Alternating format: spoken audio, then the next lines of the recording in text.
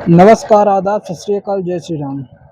समस्त जीआरएस भाई, जितने भी अपने मध्य प्रदेश के जीआरएस या कहीं के भी जीआरएस हैं, उन सबको भाई का प्रणाम, जय श्री राम।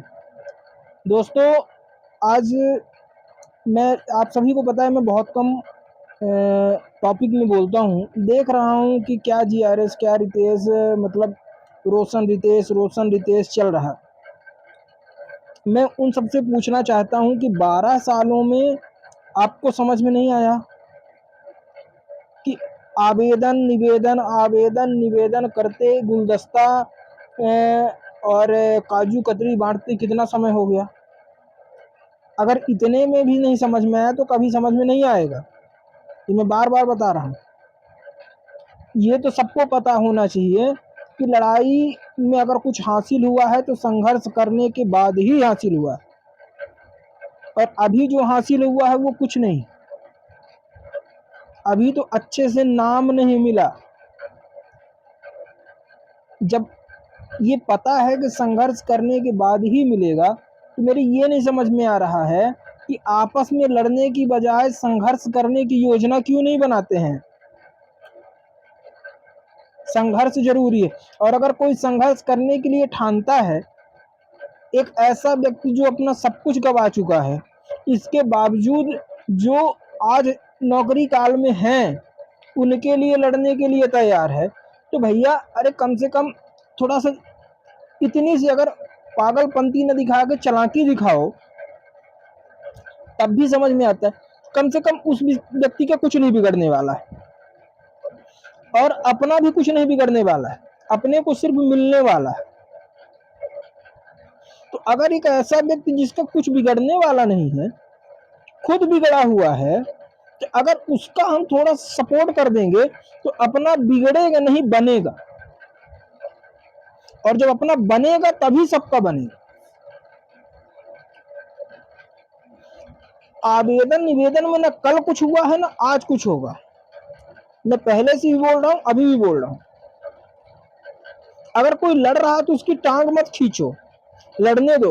और आज जब से 18 की घोषणा हुई है, तब से लेके अब तक जीआरएस पूर्ण रूप से सो रहा है। अगर सोता नहीं होता तो आदेश होने लगते। और सरकार भी सोच रही है कि इतना दे दिए, अब ये लोग सो रहे हैं। अरे भैया, बिना सुगबुगाहट पैदा किए किसी को ये नहीं पता चलेगा कि आप हो भी। आज तक कभी ऐसा हुआ कि हर महीने आपका लेटर निकले? जिस महीने लेटर नहीं निकलता उस महीने तनख्वाह नहीं बनती। हर महीने आपको आदेशित किया जाता है कि इनको ही मजदूरी दे दो, तब जाके मजदूरी मिलती है। आपके प्राण छूट जाएं। कौन सा विभाग है जहां 15 तारीख, 20 तारीख, 25 तारीख, मतलब जब तक लेटर ना निकले तब तक तनख्वाह नहीं आ रही है? अरे कम से कम इस बात को तो गौर करो। जब तक अपना अस्तित्व नहीं बनेगा तब तक ये खेल तमाशा चलता रहेगा।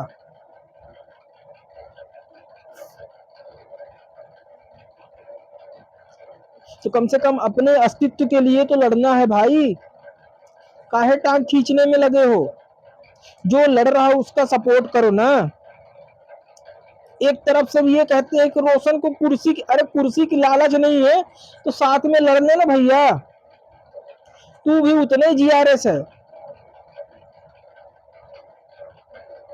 जितने सारे आम जीआरएस हैं। साथ देने में क्या समस्या है? एक बार फतेह हासिल हो जाने दो, बाद में कुर्सी के लिए जैसे विधानसभा का चुनाव होता है वैसे कुछ चुनाव करा लेना।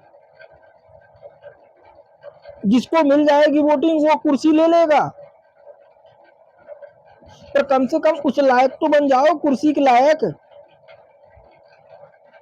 मेरी बात बुरी जरूर लग रही होगी सबको, मैं किसी को आहत करने के लिए नहीं बोल रहा हूं। मैं देखता रहता हूं ग्रुप में, जब मेरा मन खुद आहत होता है तब मैं बोलता हूं। और मैं उस आम जीआरएस को बोल रहा हूं कि भैया दूसरे के बहकावे में क्यों पड़ रहा है। आज अगर 18 एक परिवार में, एक समाज में, एक घर, मोहल्ले, गली में खड़े होने लायक बचा है तो वो संघर्ष की बदौलत बचे हो।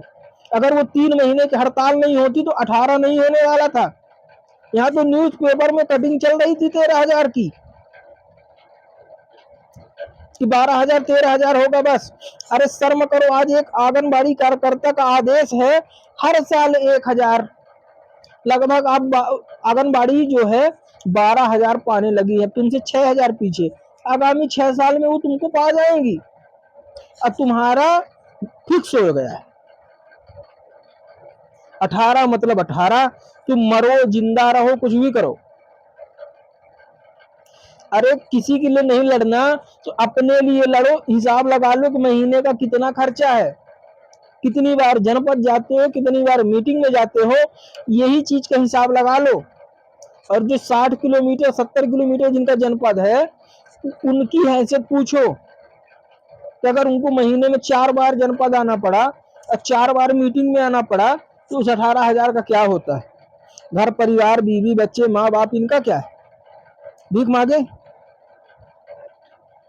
इसलिए अगर मेरी बात किसी को बुरी लग रही है, मैं क्षमा प्रार्थी हूं, और यही बोलूंगा कि इस तरह में कुछ हासिल नहीं होने वाला है। कंधे से कंधा मिलाकर हर कोई लड़े, हर कोई साथ खड़ा रहे, ये मान के लड़े कि हम अपने लिए लड़ रहे हैं, तभी हो पाएगा, वरना नहीं हो पाएगा। राजनीति करने, अरे राजनीति दूसरों के साथ की जाती है भाई, अब अपने साथ नहीं की जाती।